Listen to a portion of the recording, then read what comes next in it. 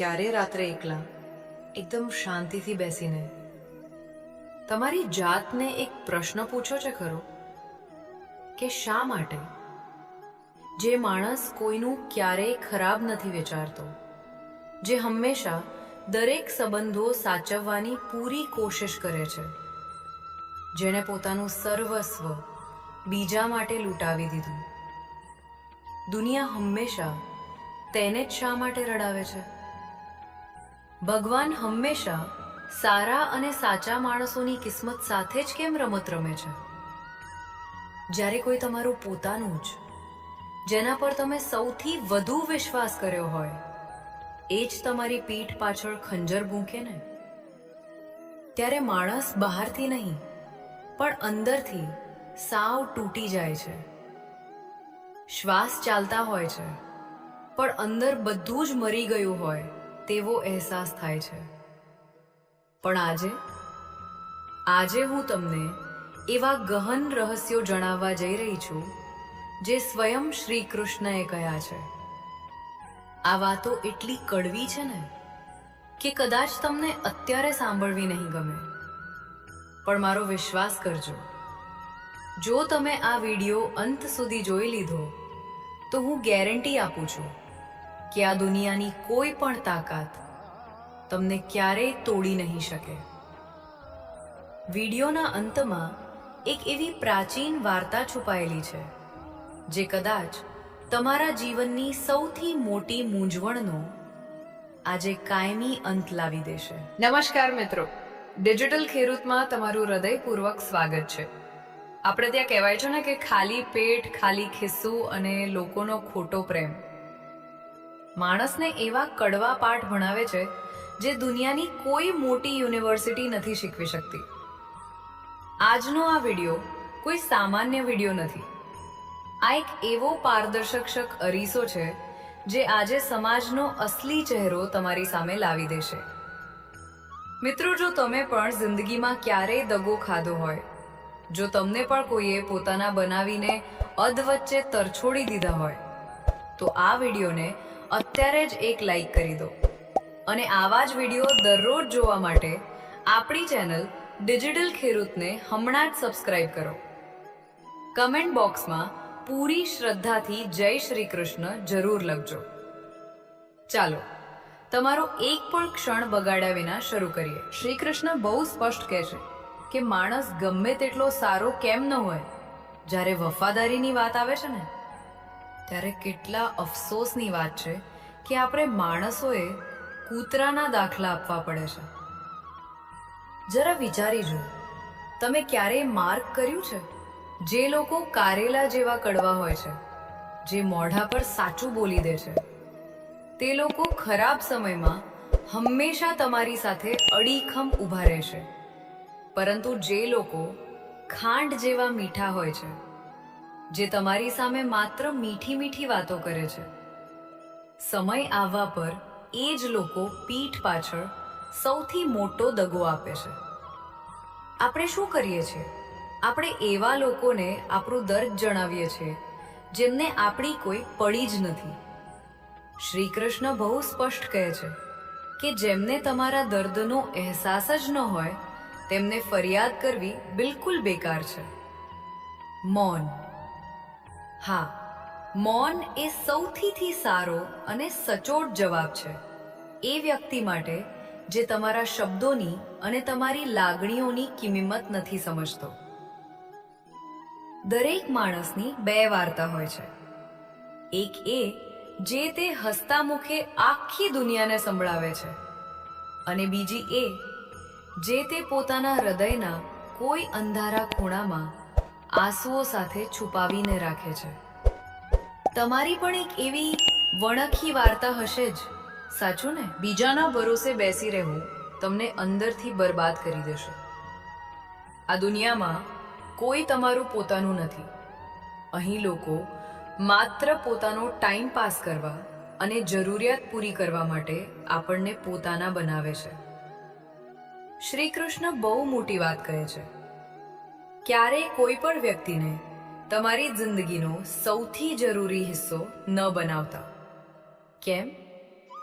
કારણ કે જ્યારે એ માણસ બદલાય છે ને, ત્યારે તમને તેના પર ગુસ્સો નથી આવતો, પણ તમે ખુદ પોતાની જાતને નફરત કરવા લાગો છો કે મેં આની પાછળ મારો આટલો કિંમતી સમય કેમ બગાડ્યો. યાદ રાખો, જો તમારે મહાનતા પ્રાપ્ત કરવી હોય તો લોકોની પરવાનગી માંગવાનું આજથી જ બંધ કરી દો. જિંદગીમાં તમે ભલે 10 વાર ફેલ થાઓ કે 100 વાર ફેલ થાઓ, પણ પોતાની જાતને એક કસમ આપી દો કે મારે આખી જિંદગી એક આમ આદમી બનીને કોઈના ઓશિયાળા થઈને નથી જીવવું. તમારી હેસિયત આસમાન જેવી હોવી જોઈએ, કારણ કે જમીન ગમે તેટલી મોંઘી હોય, લોકો તેને એક દિવસ ખરીદી જ લે છે. મિત્રો, શું તમને પણ એવું લાગે છે કે આ આધુનિક દુનિયામાં વધારે પડતું સારું હોવું એ જ સૌથી મોટી ખરાબી છે? જો હા, તો મને અત્યારે જ કમેન્ટમાં હા લખીને જણાવો.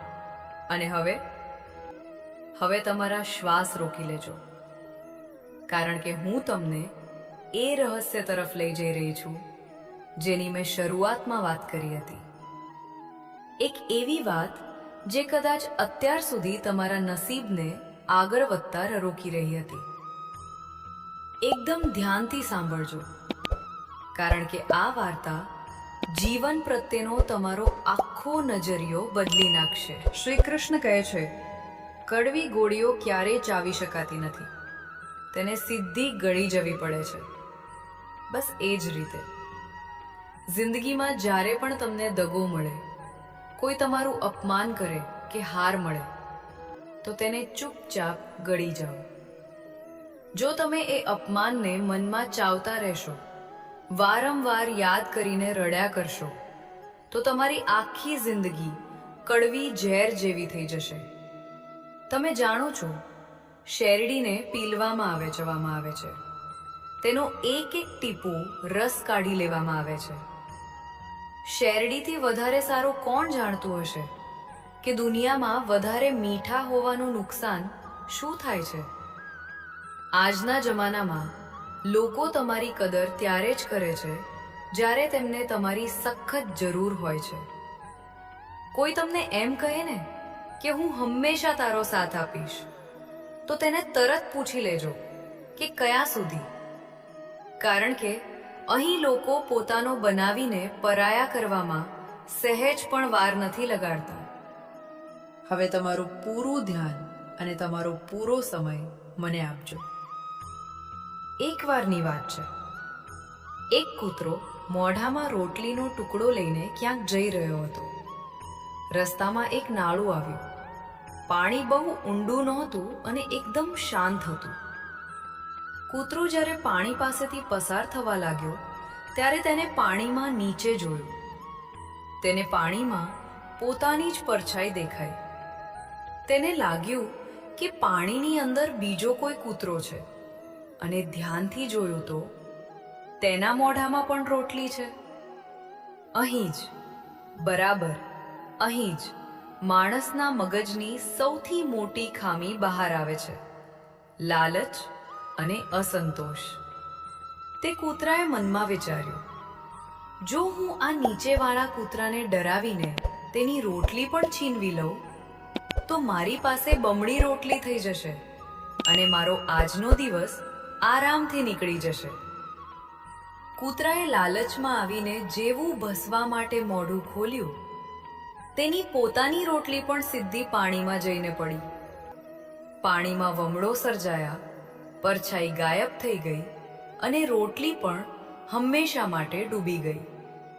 માત્ર થોડી લાલચ અને વધારે પામવાની ભૂખમાં તેને એ પણ ગુમાવી દીધું જે હકીકતમાં તેનું પોતાનું હતું. મિત્રો, આ વાર્તા માત્ર કોઈ એક કૂતરાની નથી.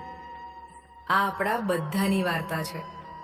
આપણી પાસે જેટલું છે, જેટલો પ્રેમ છે, તેમાં આપણે ક્યારેય સંતોષ નથી માનતા, અને વધારે મેળવવાની આ આંધળી દોડમાં આપણે આપણી માનસિક શાંતિ, આપણા સાચા સંબંધો અને આપણું સુખ બધું જ પાણીમાં વહાવી દઈએ છીએ. જીવનમાં ખૂબ મહેનત કરો, ખૂબ કમાણી કરો, પણ જે મળ્યું છે ને તેમાં પહેલા ખુશ રહેતા શીખો. અને છેલ્લે હંમેશા યાદ રાખજો, તમારો ખરાબ સમય તમારી જાતને બેહતર બનાવવામાં લગાવી દો. કારણ કે હવે આ કળિયુગમાં સંબંધો માણસોથી નહીં પણ માત્ર ને માત્ર પૈસાથી બને છે. જો આજના આ સિનેમેટિક અને પાવરફુલ વિચારોએ તમારા હૃદયમાં કંઈક કરી છૂટવાની એક આગ લગાવી હોય તો આ વિડીયોને તમારા મિત્રો સાથે સાથે તમારા પરિવાર સાથે અત્યારે જ શેર કરો. અને હા, જો તમે હજુ સુધી ડિજિટલ ખેડૂત ચેનલનો હિસ્સો નથી બન્યા તો અત્યારે જ સબસ્ક્રાઇબ બટન દબાવી દો. આપણે ફરી મળીશું આવા જ એક નવા રહસ્યમય અને પાવરફુલ વિડીયો સાથે. ત્યાં સુધી તમારી જાતને મજબૂત બનાવો અને હસતા રહો. જય શ્રી કૃષ્ણ.